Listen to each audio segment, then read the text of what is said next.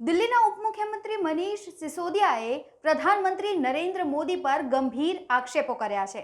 તેમણે એવું કહ્યું છે કે પ્રધાનમંત્રી નરેન્દ્ર મોદીની હિટ લિસ્ટમાં 15 લોકો છે જેના પર દરોડા પાડવાનું કહેવામાં આવ્યું છે। આ જ મુદ્દા પર કરીશું વાત। નમસ્કાર, આપ જોઈ રહ્યા છો ગુજરાત તક અને આપની સાથે હું છું સૌમ્યા। હવે એક નજર કે મનીષ સિસોદિયાએ વડાપ્રધાન પર શું કહ્યું છે તેના પર। बहुत ही महत्वपूर्ण और संवेदनशील मसले पर आपके साथ बातचीत शेयर करने के लिए ये प्रेस कॉन्फ्रेंस में आया हूं।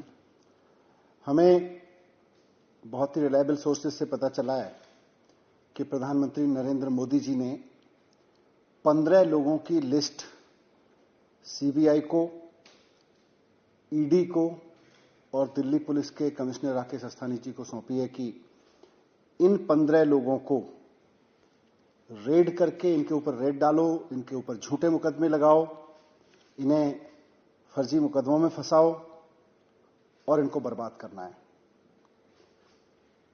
आने वाले चुनाव से पहले इनको बर्बाद करना है। ये टास्क प्रधानमंत्री जी ने सीबीआई को दिया है, उन्होंने ये टास्क ईडी को दिया है, उन्होंने ये टास्क दिल्ली पुलिस को दिया है। उनसे कहा गया है कि कुछ भी करो, झूठे मुकदमे लगाओ, चाहे इनके ऊपर, चाहे झूठे केस लगाओ। ये 15 लोग जो हैं, इनमें जो हमारे रिलायबल सोर्सेज ने हमको बताया कि इन 15 लोगों में कई नाम आम आदमी पार्टी के भी हैं। इनके बारे में कहा गया है कि इनको बर्बाद करो क्योंकि आने वाले चुनाव में ये बड़ा खतरा बन सकते हैं। मोदी जी ने अपने ब्रह्मास्त्र, जो उनके सबसे विश्वसनीय और उनके सारे कार्यक्रमों में, सारे पूरी पॉलिटिकल ग्रोथ में महत्वपूर्ण सपोर्ट देने वाले दिल्ली पुलिस के कमिश्नर साहब हैं राकेश अस्थाना जी, वो उनका ब्रह्मास्त्र है। अपना ब्रह्मास्त्र अब उन्होंने चला दिया है कि इन 15 पॉलिटिकल लोगों को बर्बाद कर दो आने वाले चुनाव से पहले, नहीं तो बहुत मुश्किल हो जाएगी। और हमें यह भी बताया गया कि राकेश अस्थाना जी ने तो प्रॉमिस किया है कि इन 15 लोगों को आने वाले चुनाव से पहले चाहे जैसे भी केस लगाने पड़े, जो भी करना पड़े, इनके खिलाफ रेड डालनी पड़े, इनको अरेस्ट करना पड़े, पूरी तरह से इनको बर्बाद कर देंगे। इस इंफॉर्मेशन के बारे में मैं सिर्फ इतना कहना चाहता हूं, इस एक्शन के बारे में और इस मंशा के बारे में, कि आम आदमी पार्टी सच्चाई और ईमानदारी की राजनीति करती है। मोदी जी, आप अपनी पुलिस भेज लीजिए, आप अपनी सीबीआई भेज लीजिए, आप अपने इनकम टैक्स डिपार्टमेंट को भेज लीजिए, आप ईडी को भेज लीजिए, आपने पहले भी सारे डिपार्टमेंट भेजे हैं, आप फिर से भेज लीजिए। हम सबका स्वागत करते हैं क्योंकि हम ईमानदारी की राजनीति करते हैं, हम सच्चाई की राजनीति करते हैं। हम उनका स्वागत करेंगे। आपको जो चाहे जांच करा लीजिए हमारे खिलाफ, आप हमारे खिलाफ जितना चाहे मुकदमे करा लीजिए, फर्जी मुकदमे, फर्जी रेड, फर्जी अरेस्ट, जितना करा लीजिए। आम आदमी पार्टी अपनी सच्चाई की राजनीति पर डिगी रहेगी, अटल रहेगी, उससे डिगेगी नहीं। लेकिन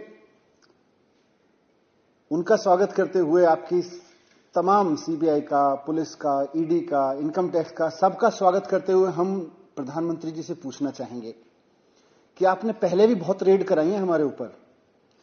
खुद मेरे घर पे 2 बार सीबीआई की रेड हो चुकी है, 6-6 घंटे मेरे घर सीबीआई की रेड हुई है।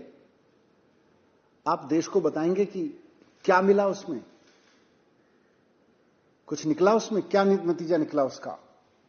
सत्येंद्र जैन जी के खिलाफ में 12 केस सीबीआई में दर्ज कर रखे हैं, क्या निकला उसमें।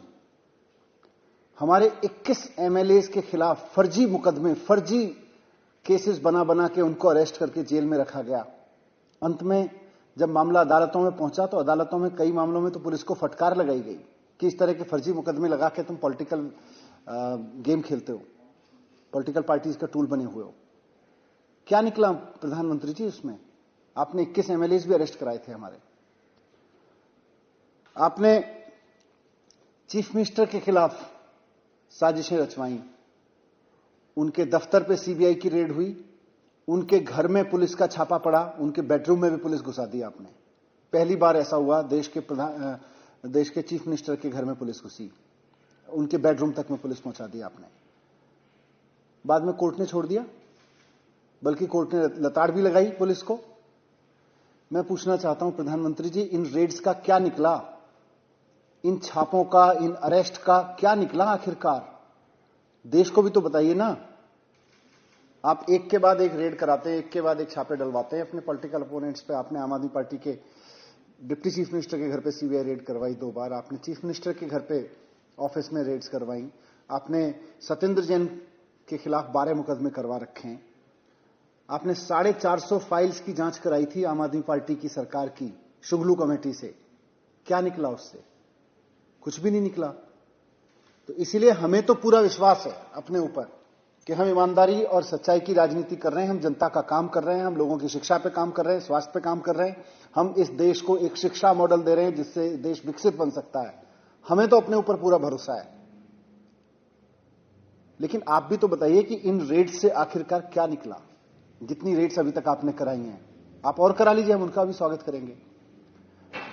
आज आम आदमी पार्टी का ग्राफ दिल्ली के बाद पंजाब में बढ़ रहा है, गोवा में बढ़ रहा है, उत्तराखंड में बढ़ रहा है, उत्तर प्रदेश में बढ़ रहा है। चारों तरफ में आम आदमी पार्टी का ग्राफ बढ़ते देखकर, और गुजरात जो भारतीय जनता पार्टी का गढ़ था, 27 सीटें वहां पे गुजरात के गढ़ में मिली हैं आम आदमी पार्टी को। आज भारतीय जनता पार्टी हिल गई है।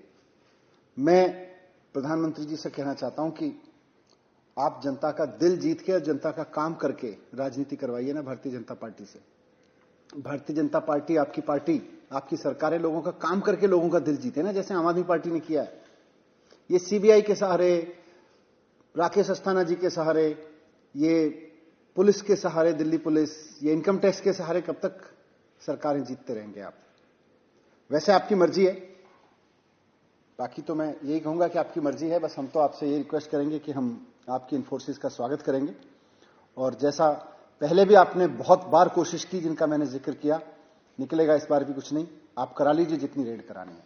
जो आपने अमारो अहेवाल पसंद આવ્યો હોય તો તમારા અભિપ્રાયો અમને કમેન્ટ બોક્સમાં ચોક્કસ જાણ કરો। આ ઉપરાંત આપ અમને ઇન્સ્ટાગ્રામ, ટ્વિટર અને ફેસબુક પર પણ ફોલો કરી શકો છો। નમસ્કાર।